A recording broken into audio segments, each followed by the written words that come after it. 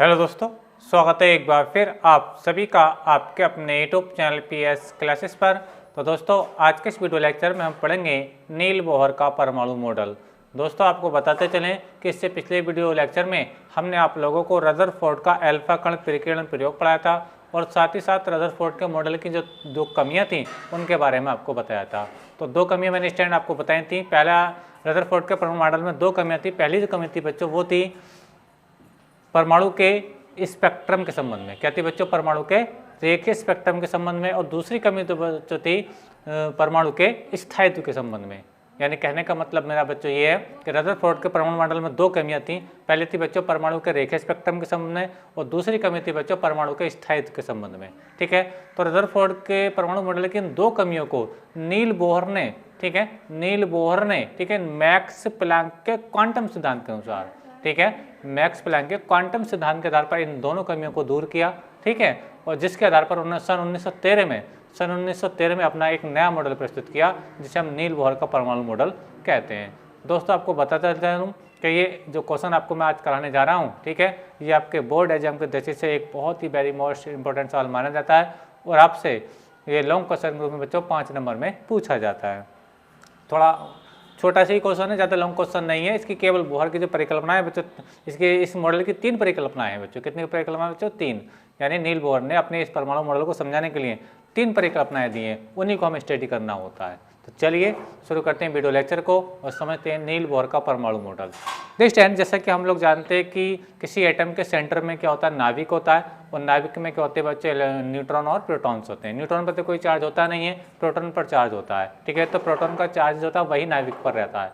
ठीक है, और उसके चारों ओर जो सेल होते हैं, जो ऑर्बिट्स होते हैं स्टैंड, ठीक है, उसमें इलेक्ट्रॉन गति करते रहते हैं। ठीक है, चलिए डायग्राम के माध्यम से आप समझाता हूँ स्टैंड। ठीक है, देखिए स्टैंड, जैसे कि हम लोग जानते हैं कि मान लीजिए ये कोई एटम है, ठीक है, मान लीजिए इसके सेंटर में कोई बच्चे नाभिक है। क्या बच्चों? नाभिक। ठीक है, पसंद में आप लोगों को। अब देखिए, हम जानते हैं कि नाभिक पर कौन सा चार्ज होता है बच्चों? प्लस चार्ज होता है। कौन सा होता है? प्लस चार्ज होता है। वो किसका चार्ज होता है? वो प्रोटोनों का चार्ज होता है। ठीक है, यानी इसलिए आप लोग आप जानते होंगे नाभिक पर जो लिखा रहता है हमेशा क्या होता है? प्लस साइन इस बात का सिंबल होता है बच्चों कि नाभिक पर जो कौन सा चार्ज होता है बच्चों? वो प्लस चार्ज होता है। ठीक है, और इसके जो चारों ओर जो इलेक्ट्रॉन्स होते हैं बच्चों, क्या होते हैं बच्चों? इलेक्ट्रॉन्स। इसके चारों ओर इनकी विभिन्न कक्षाओं में बच्चों घूमते रहते हैं। ये मान लीजिए यहाँ पे डार्क कलर ये इलेक्ट्रॉन्स है। ठीक है, ये इलेक्ट्रॉन्स है। बात समझिए आप लोगों को।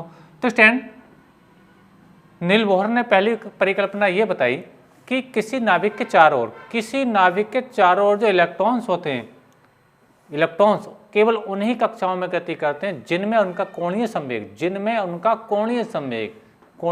अभी मैं इसको थ्योरिकल लेकर भी दिखाऊंगा। पहली परिकल्पना आपको बता रहा हूं जिसमें उसका कोणीय संवेग, यानी इलेक्ट्रॉन का कोणीय संवेग, ठीक है, क्या होना चाहिए? h/2π का पूर्ण गुणज होना चाहिए। क्या होना चाहिए बच्चों? h/2π का पूर्ण गुणज होना चाहिए। ठीक है, अच्छा थोड़ा इसको आगे लिखते हैं। अगर मैं यहाँ पे एक नंबर लिखता हूँ n, क्या लिखता हूँ बच्चों? n, जहाँ n क्या बच्चों? एक पूर्णांक है। क्या बच्चों? n एक पूर्णांक है और n के जो मान है बच्चों पॉसिबल वो मान क्या है? 1, 2, 3, ठीक है, 4 और ये थोड़ा ये आगे जाता रहेगा। अगर मैं n बराबर 1 रखता हूँ, ठीक है, तो पहली कक्षा आ जाएगी, है ना? बात समझ में आ रही है? या इस n को हम ऐसे पढ़ते हैं, मुख्य क्वांटम संख्या भी बता सकते हैं इस चीज़ को। ठीक है, तो n का अगर मान 1 मान तो पहली कक्षा में इलेक्ट्रॉन आ जाएंगे। अगर मैं n का मान 2 रखता हूँ तो दूसरी कक्षा के लिए बात चलेगी। 3 रखता हूँ तो 3 के लिए बात चलेगी। बात समझ में आ रही है? तो n क्या बच्चों? जहाँ मुख्य क्वांटम संख्या या कक्ष संख्या है और जिसे हम बच्चों स्थायी कक्षाएं भी कहते हैं। बात समझ में आ रही है? तो नील बोहर ने अपनी पहली परिकल्पना बच्चों ये बताई कि किसी नाभिक के चारों ओर इलेक्ट्रॉन केवल उन्हीं कक्षाओं में गति करते हैं जिनमें उनका कोणीय संवेग h/2π का पूर्ण गुणज होता है। जहाँ n क्या बच्चों? n एक पूर्णांक है। जहाँ 1, 2, 3, 4, 5 आप लिख सकते हैं। n बराबर 1 रखोगे तो पहली कक्षा की बात चलेगी, n/2 रखोगे तो तीसरी कक्षा की बात चलेगी। तो मित्र, तो मेरा आपको समझ में आई होगी। चलिए अब मैं इसको थ्योरिकल लेकर समझाता हूँ। ठीक है, तो पहली परिकल्पना है इसकी, देखो बच्चों, इसकी नील बोहर के मॉडल की जो बच्चों 3 परिकल्पना है बच्चों। कितनी परिकल्पना है बच्चों?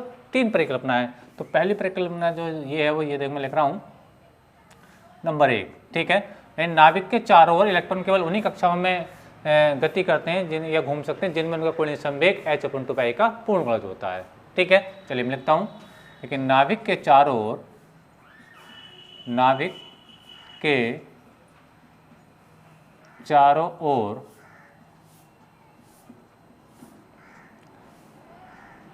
ओर इलेक्ट्रॉन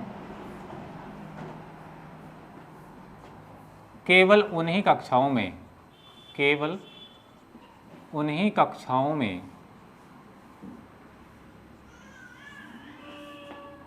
घूम सकते हैं जिनमें उनका कोणीय संवेग, एंगुलर मोमेंटम बोलते हैं इंग्लिश में इसको, कोणीय संवेग h/2 का पूर्ण गुणज हो। क्या हो बच्चों? पूर्ण गुणज हो। यानी इस नंबर के साथ h/2 के साथ किसी पूरी संख्या की गुणा होनी चाहिए। 1 2 3 4 ऐसी संख्या की गुणा हो सकती है, लेकिन n का मान बच्चों क्या नहीं हो सकता? n का मान कभी 1/2, 3/2, 5/2। बात समझ में आ रही है? ये इस टाइप से n के मान आपको देखने को इसमें नहीं मिलेंगे। ठीक है, तो h/2 का पूर्ण गुणज होना चाहिए, पूर्ण गुणज होना चाहिए। जहाँ h क्या बच्चों? जहाँ h है बच्चों प्लैंक नियतांक। ये जो h आप देख पा रहे हैं क्या बच्चों? प्लैंक नियतांक है, प्लैंक कांस्टेंट। ठीक है, नियतांक। तो पहली परिकल्पना उम्मीद करता हूँ मैंने आपको समझ में आ गई होगी। तो पहली परिकल्पना क्या थी बच्चों? कि नाभिक के चारों ओर इलेक्ट्रॉन केवल उन्हीं कक्षाओं में घूम सकते हैं जिनमें उनका कोणीय संवेग, ठीक है, h/2 का पूर्ण गुणज हो। बात समझ में आ रही है? चलिए इसको मैं लिख के दिखाता हूँ। अर्थात m, यदि मैं कहूँ इलेक्ट्रॉन का द्रव्यमान m हो और इसकी कक्षा की त्रिज्या r हो और वो b कोणीय वेग से घूम रहा हो स्टैंड। ठीक है, तो देखिए स्टैंड फार्मूला क्या बनेगा? mv/r = n/h/2, जहाँ n बराबर क्या बच्चों? 1 2, जैसे आपको बता रहा था 3, और ये आगे तक ऐसे जाता रहेगा स्टैंड। ठीक है, बात समझ में आ रही है? अगर n बराबर 1 लिखोगे तो पहली कक्षा की बात चलेगी, n बराबर 2 लिखोगे तो दूसरी कक्षा की बात चलेगी। ठीक है, अच्छा, जहाँ ये जो n बराबर 1 2 3 हम इसको क्या कहते हैं? इसको मुख्य क्वांटम संख्या भी कहते हैं, मुख्य क्वांटम संख्या भी कहते हैं या कक्ष संख्या भी कहते हैं। ठीक है, तो हम लिखेंगे लिख देते हैं जिन्हें मुख्य क्वांटम संख्या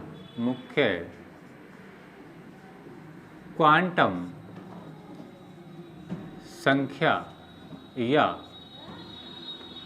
स्थायी कक्षा, स्टेबल क्लास, स्थायी कक्षा भी कहते हैं। तो ये इसका पहली परिकल्पना थी। तो उम्मीद करता हूं मैंने आपको समझ आएगी। यानी किसी नाभिक के चारों ओर इलेक्ट्रॉन केवल उन्हीं कक्षाओं में घूम सकते हैं जिनमें उनका कोणीय संवेग का फार्मूला क्या है? mv। ठीक है, mv/r, जहाँ m क्या बच्चों? इलेक्ट्रॉन का द्रव्यमान है, v क्या है? जिस वेग से इलेक्ट्रॉन इसके अंदर घूम रहा है, और r क्या बच्चों? इसकी कक्षा की त्रिज्या है। ठीक है, तो ये कोणीय संवेग है और ये क्या बच्चों? nh/2 है। ठीक है, और समझ आइए जहाँ h क्या बच्चों? प्लैंक नियतांक है और n बराबर 1 2 3 में नंबर आपको बता रहा था। बात समझ में आप लोगों को? ठीक है, तो ये पहली परिकल्पना थी बच्चों, और जिन्हें हम क्या कहते हैं बच्चों? इनको मुख्य क्वांटम संख्या या स्थायी कक्षा भी कहते हैं। बात समझ में आ रही है आप लोगों को?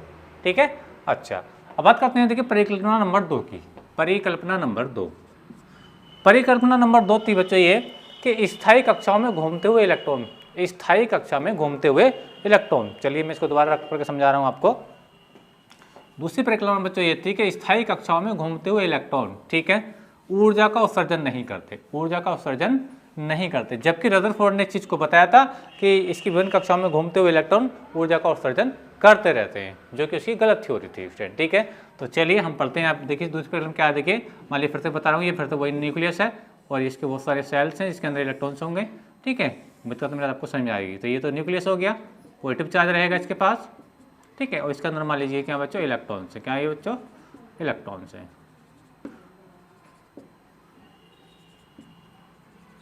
ये डार्क कलर में क्या बच्चों? इलेक्ट्रॉन्स है। ठीक है, अच्छा,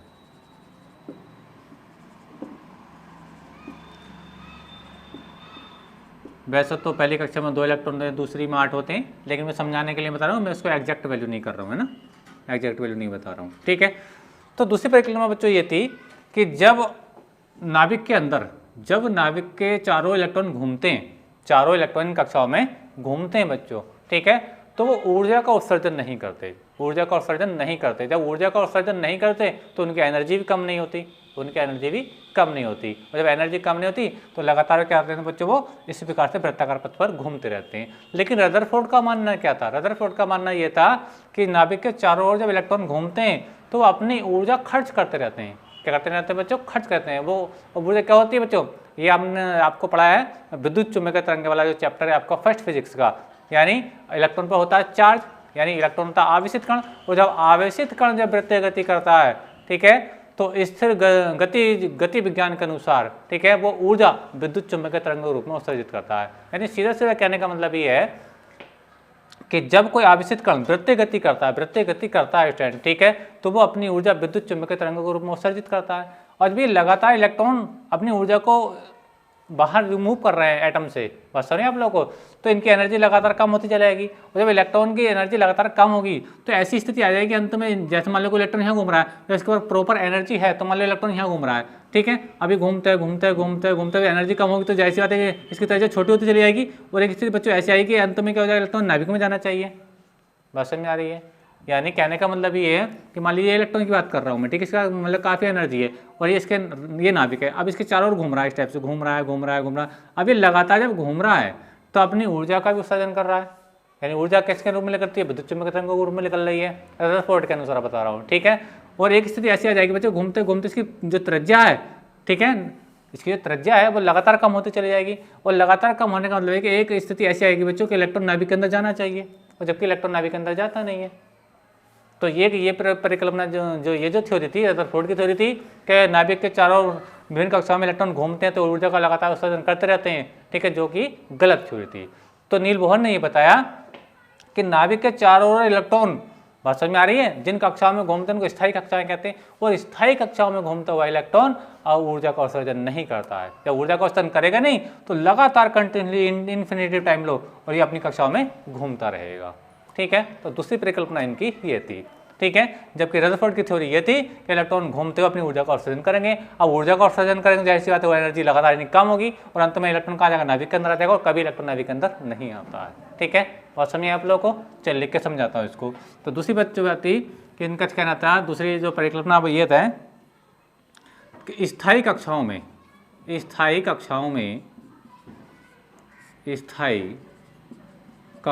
में घूमते हुए इलेक्ट्रॉन ऊर्जा का उत्सर्जन नहीं करते, ऊर्जा का उत्सर्जन नहीं करते, ठीक है, जिससे परमाणु का स्थायित्व बना रहता है। और जब वो ऊर्जा का उत्सर्जन नहीं कर रहे हैं तो लगातार उनकी ऊर्जा उतनी नहीं है, तो अपनी कक्षाओं में लगातार लाखों वर्षों मिलियन सालों तक वो ऐसे ही घूमते रहते हैं, ठीक है, उत्सर्जन नहीं करते, जिससे परमाणु का स्थायित्व बना रहता है, परमाणु का स्थायित्व बना रहता है।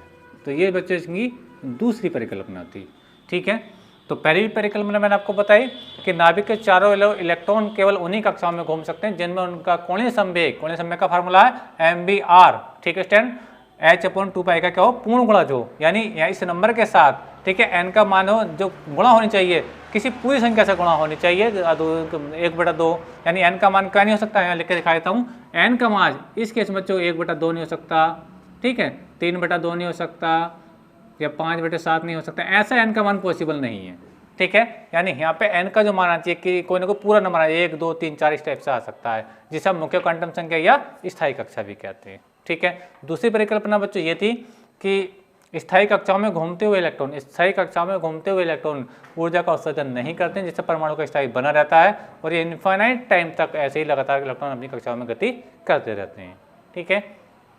बात समझिए आप लोगों को। अच्छा, इसकी परिकल्पना नंबर 4 ये थी बच्चों, परिकल्पना नंबर 4 थी बच्चों कि यदि इस एटम को बाहर से कहीं उपयुक्त ऊर्जा दी जाए, मान लीजिए हमने इसको हमने कर दी बच्चों एनर्जी दे दी, क्या दे दी बच्चों, उसको हमने उसको ऊर्जा दे दी, क्या दे दी बच्चों? ऊर्जा, एनर्जी, ठीक है। अब जैसे हम बच्चों उसको बाहर से कुछ उपयुक्त ऊर्जा देंगे, ठीक है, तो होगा क्या बच्चों, तीसरी परिकल्पना बता रहा हूँ, ध्यान समझिए।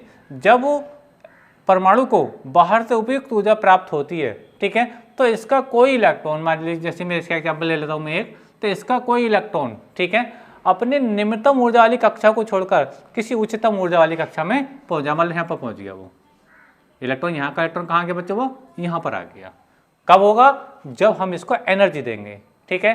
तो एनर्जी देने पर होता है क्या बच्चों कि कोई एक इलेक्ट्रॉन, ठीक है, अपनी निम्नतम ऊर्जा वाली कक्षा को छोड़कर किसी उच्चतम ऊर्जा वाली कक्षा में पहुंच जाता है, और ये वहाँ केवल कितने टाइम तक रुकता है, ये वहाँ केवल 10⁻⁻8 सेकंड तक ही रुकता है बच्चों। कितना रुकता है, 10⁻⁸ सेकंड तक ये रुकेगा, और तुरंत अपनी निम्नतम ऊर्जा वाली कक्षा में लौट आएगा। यानी पहले तो जाएगा ऊपर को, जब इसको एनर्जी मिलेगी तो वहाँ कितने टाइम तक रुकेगा, 10⁻⁸ सेकंड, ये बहुत कम समय होता है बच्चों, ठीक है। और ये तुरंत इतनी देर रुकने के बाद कहाँ आएगा बच्चों, अपनी निम्नतम ऊर्जा वाली कक्षा में लौट आता है। लेकिन बच्चों जब ये लौट करके आता है तो दोनों कक्षाओं की ऊर्जा के अंतर के बराबर ऊर्जा, दोनों कक्षाओं की ऊर्जाओं के अंतर के बराबर जो ऊर्जा है, ठीक है, विद्युत चुम्बकीय तरंग के रूप में उत्सर्जित करता रहता है। यानी कहने का मतलब ये है कि जब ये लौट करके आएगा तो एनर्जी काय के रूप में वेस्ट करेगा बच्चों, ये एनर्जी वेस्ट करेगा H यानी विद्युत चुम्बकीय तरंग के रूप में उत्सर्जित करता रहता है। बात समझ में आप लोगों को, यानी मैंने आपको बताया तीसरी परिकल्पना बच्चों ये है कि जब किसी परमाणु को बाहर से उपयुक्त ऊर्जा प्राप्त होती है तो उसका कोई इलेक्ट्रॉन, ठीक है, अपनी निम्नतम ऊर्जा वाली कक्षा को छोड़कर किसी उच्चतम ऊर्जा वाली कक्षा में पहुंच जाता है, और ये वहाँ केवल 10⁻⁸ सेकंड तक ही रुकता है, ठीक है, और तुरंत अपनी निम्नतम ऊर्जा वाली कक्षा में लौट आता है। लेकिन लौटते समय जब इधर को आ रहा है, ठीक है, तो दोनों कक्षाओं की ऊर्जाओं के अंतर के बराबर ऊर्जा, ठीक है, विद्युत चुम्बकीय तरंग के रूप में उत्सर्जित करता है। यानी जब ये लौट करके आएगा तो यहाँ से क्या करेगा, H ऊर्जा यहाँ पे ये बाहर निकालता हुआ आएगा, ठीक है, और जिससे हमें परमाणु का रेखीय स्पेक्ट्रम प्राप्त होता है। क्या होता है बच्चों, रेखीय स्पेक्ट्रम प्राप्त होता है। और जो कि ये जो व्याख्या थी, ये रदरफोर्ड का जो मॉडल था वो इस बात की व्याख्या नहीं कर पाया था। बात समझ में आ रही है, क्योंकि वो तो वहीं पे फेल हो गया था। उसने ये बता दिया था कि इलेक्ट्रॉन नाभिक के चारों ओर घूमते हुए ऊर्जा का उत्सर्जन करते हैं। अब ये घूमते हुए ऊर्जा का उत्सर्जन करेंगे तो ऐसी स्थिति आएगी जब लगातार एनर्जी कम होगी तो ये इलेक्ट्रॉन नाभिक के अंदर गिर जाएगा, और जब इलेक्ट्रॉन नाभिक के अंदर कभी आता नहीं, हम अब पहले से ही जानते हैं इस चीज़ को। बात समझ में आ रही है। लेकिन रदरफोर्ड की थ्योरी के जो अकॉर्डिंग, जो रदरफोर्ड की थ्योरी तो वो गलत थी, उसको नेगलेक्ट कर दिया गया था, इसीलिए। बात समझ में आ रही है आप लोगों को, ठीक है। तो ये जो इस टाइप से मैं ऐसे लाइन आपको दिखा रहा हूँ डॉट डॉट करके, इस टाइप से है ना, और समझ में आ रही है, विद्युत चुम्बकीय तरंग रूप में ऊर्जा है, और इसी को हम बोलते हैं बच्चों इसका रेखीय स्पेक्ट्रम, जो अभी हम जो इसके नेक्स्ट वीडियो लेक्चर में हम बताएंगे आप लोगों को, ठीक है। तो उम्मीद करता हूँ मैं तो आपको समझ आएगी। तो तीसरी परिकल्पना बच्चों ये थी कि जब किसी परमाणु को बाहर से उपयुक्त ऊर्जा प्राप्त होती है तो इसका कोई इलेक्ट्रॉन अपनी निम्नतम ऊर्जा वाली कक्षा को छोड़कर किसी उच्चतम ऊर्जा वाली कक्षा में पहुंच जाता है, और ये वहाँ केवल 10⁻⁸ सेकंड तक रुकता है, ठीक है, और तुरंत, ठीक है, अपनी निम्नतम ऊर्जा वाली कक्षा में लौट आता है। लेकिन लौटते समय, ठीक है, दोनों कक्षाओं की ऊर्जा के अंतर के बराबर ऊर्जा विद्युत चुम्बकीय तरंगों के रूप में उत्सर्जित करता है, जिससे परमाणु का रेखीय स्पेक्ट्रम प्राप्त होता है, ठीक है। स्टूडेंट उम्मीद करता हूं मेरा तो आपको समझ में आई होगी। लिखते हैं आप इसकी परिकल्पना नंबर 3। चलिए इसको मैं थोड़ा ऊपर से रब कर रहा हूँ, आप इसका स्क्रीनशॉट ले लीजिए ताकि मैं इसके आगे बात को समझा पाऊँ। तो ये 3 परिकल्पना है बच्चों, ठीक है। परिकल्पना नंबर 3 हम ऊपर से लिखेंगे स्टूडेंट, ठीक है। चलिए मैं थोड़ा इसको ऊपर से रब कर रहा हूँ। चलिए लिखते हैं आगे। तो देखिए स्टूडेंट, ये जो डायग्राम बना है, ये जो डायग्राम बना है ये आपको बनाना पड़ेगा। परिकल्पना नंबर 3 के लिए ये डायग्राम आपको बनाना पड़ेगा स्टूडेंट, ठीक है। बात समझ आ रही है आप लोगों को। तो डायग्राम इसमें ये बनाना पड़ेगा, इस बात को याद रखें, ठीक है। लेकिन कहाँ बनेगा, ये परिकल्पना नंबर 3 में बनेगा, ठीक है। अच्छा, तो लिखते हैं देखिए इसकी थ्योरी को। परिकल्पना नंबर 3 क्या है, देखिए मैं आपको बता रहा था कि जब परमाणु को उपयुक्त ऊर्जा बाहर से प्राप्त होती है ना, जब परमाणु को बाहर से उपयुक्त ऊर्जा प्राप्त होती है, उपयुक्त ऊर्जा प्राप्त होती है, तो उसका कोई इलेक्ट्रॉन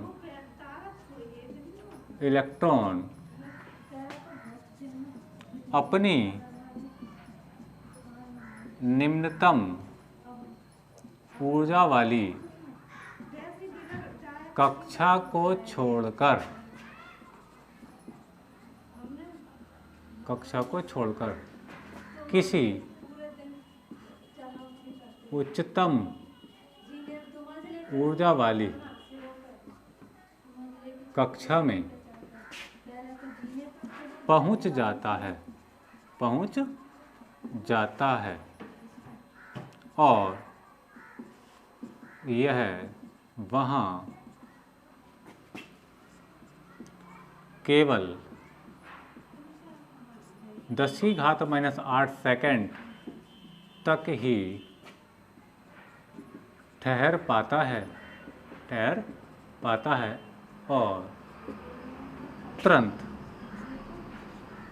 तुरंत निम्नतम ऊर्जा वाली कक्षा में लौट आता है और लौटते समय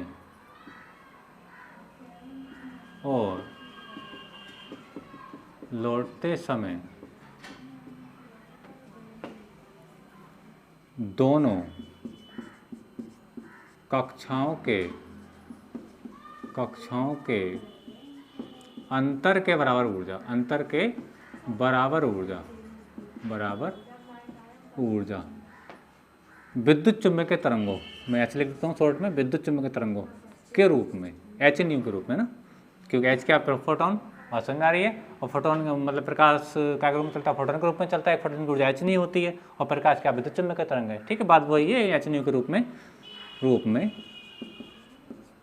उत्सर्जित करता है। क्या करता है बच्चों? उत्सर्जित करता है। ठीक है, बात समझिए आप लोगों को। तो ये इसकी तीसरी परिकल्पना थी।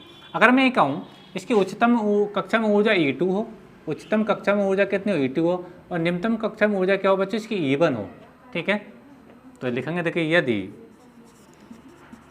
उच्चतम जहाँ इलेक्ट्रॉन पहुँचा है ना कक्षा में ऊर्जा E2 व तथा निम्नतम कक्षा में ऊर्जा क्या हो बच्चों? E1 हो, तब यानी मैंने कहा कि इसकी उच्चतम कक्षा में ऊर्जा कितनी? E2 हो, और निम्नतम कक्षा में ऊर्जा कितनी है बच्चों? E1 हो। ठीक है, तो इनका जो डिफरेंस है यानी ये जो h न्यू का मान है वो क्या होता है बच्चों? h न्यू जो होता है बच्चों होता है E2 माइनस E1। क्या होता है बच्चों? E2 minus E1। उम्मीद करता हूँ मेरी बात आपको अच्छे समझ में आई होगी। मैं यही तो बता रहा था कि जब ये नीचे को लौट करके आता है, निम्नतम ऊर्जा वाली कक्षा में आएगा तो दोनों कक्षाओं की ऊर्जा के अंतर के बराबर, इन दोनों का जो अंतर होगा वो h न्यू के बराबर होगा। बात समझ आ रही है? इन दोनों कक्षाओं का जो अंतर होगा वो h न्यू के बराबर होगा। बात समझ आप लोगों को? मैं इसी बात को बता रहा था कि जब ऊपर से नीचे वाली कक्षा में आएगा, ठीक है, यानी उच्चतम ऊर्जा कक्षा से निम्नतम ऊर्जा कक्षा में आएगा तो लौटते हुए दोनों कक्षाओं की ऊर्जा के अंतर के बराबर ऊर्जा विद्युत चुम्बकीय तरंगों के रूप में उत्सर्जित करता है। ठीक है, अगर मैं ऐसे h का न्यू का मान निकालूं तो h इसके अपोन पहुंच जाएगा। मैं इसको ले सकता हूं, न्यू बराबर हो जाएगा stand E2 minus E1 upon क्या हो जाएगा बच्चों? h हो जाएगा। क्या हो जाएगा बच्चों? ये h। और इसको बच्चों इस समीकरण को बोहर की आवर्ती समीकरण कहते हैं। इस समीकरण को बोहर की आवर्ती समीकरण कहते हैं। ठीक है, लिख देता हूं मैं, इस समीकरण को बोहर की आवर्ती समीकरण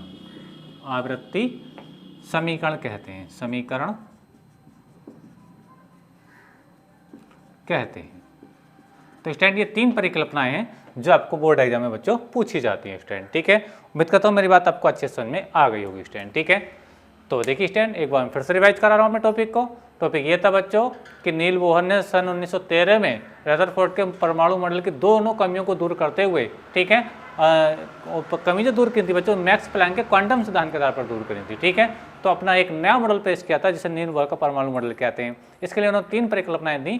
पहली परिकल्पना थी बच्चों कि नाभिक के चारों ओर इलेक्ट्रॉन केवल उन्हीं कक्षाओं में घूम सकते हैं जिनमें उनका कोणीय संवेग h/2π का पूर्ण गुणज होता है, जिन्हें हम मुख्य क्वांटम संख्या अथवा स्थायी कक्षाएं कहते हैं। दूसरी परिकल्पना मैंने आपको बताई बच्चों कि स्थायी कक्षाओं में घूमते हुए इलेक्ट्रॉन स्टेबल क्लासेस में घूमते हुए इलेक्ट्रॉन ऊर्जा का उत्सर्जन नहीं करते हैं, जिससे परमाणु का स्थायित्व बना रहता है। ठीक है। अच्छा, तीसरी परिकल्पना बच्चों ये थी, जब किसी परमाणु को बाहर से उपयुक्त ऊर्जा प्राप्त होती है तो उसका कोई इलेक्ट्रॉन अपनी निम्नतम ऊर्जा वाली कक्षा को छोड़कर किसी उच्चतम ऊर्जा वाली कक्षा में पहुंच जाता है और ये वहाँ केवल 10⁻⁸ सेकंड तक ही ठहर पाता है और लौटते हुए, ठीक है, दोनों कक्षाओं की ऊर्जा के अंतर के बराबर ऊर्जा विद्युत चुम्बकीय तरंगों के रूप में उत्सर्जित करता है, जिससे परमाणु का रेखीय स्पेक्ट्रम प्राप्त होता है। तो फ्रेंड, उम्मीद करता हूँ कि वीडियो लेक्चर आपको अच्छा समझ में आ गया होगा। तो वीडियो अच्छा लगा तो वीडियो को लाइक करें और चैनल पर नए तो चैनल को सब्सक्राइब करें। मिलेंगे नेक्स्ट वीडियो में, तब तक के लिए धन्यवाद। Best of luck. कमेंट करके जरूर बताएं कि वीडियो अगला लेक्चर आपको कैसा लगा। याद रखें, आपके एग्जाम की दृष्टि से बच्चों बहुत इंपॉर्टेंट सवाल है। मिलते हैं नेक्स्ट वीडियो में, तब तक के लिए धन्यवाद।